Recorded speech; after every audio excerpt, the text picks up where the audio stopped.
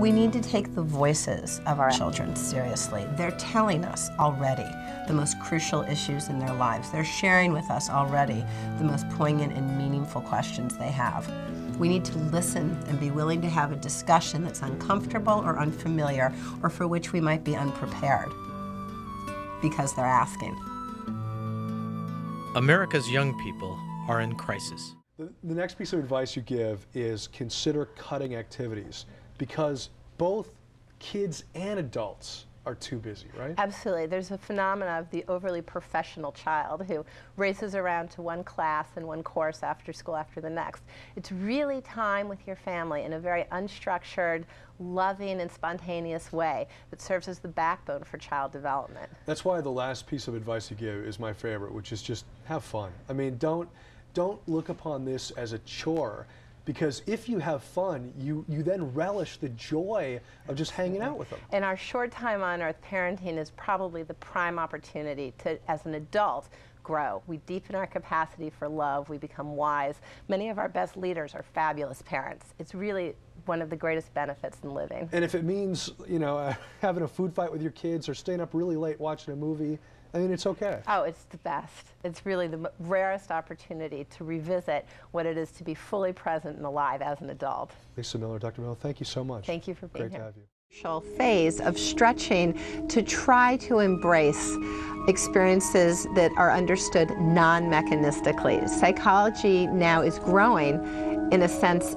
A post-Newtonian psychology is emerging that allows us to understand human experience that comes in through venues other than our five senses.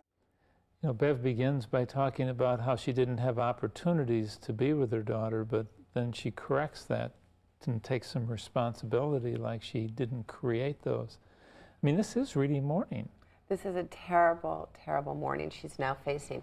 Bev's, in many ways, successful journey of a unified past of mother as woman on a spiritual path, mother as teacher of the spiritual path, has reached a limitation, which is the practical limitation of time and space. Coming home at 10 at night, 5 days a week, she's realizing that there's been an imbalance, and her journey as mother, as teacher, and intimate guide to her child has been shortchanged.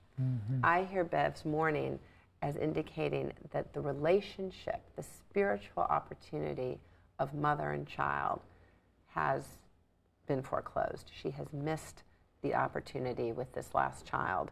And there's a terrible mourning of that lost opportunity, what could have been.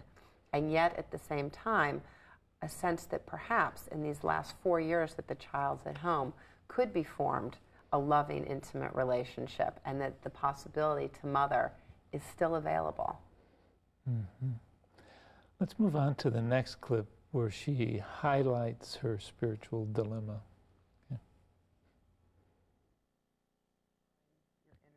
Do you feel that's what you would be doing in some way by staying home and having more time with her? That is what your truth right now, at this point, is saying to you?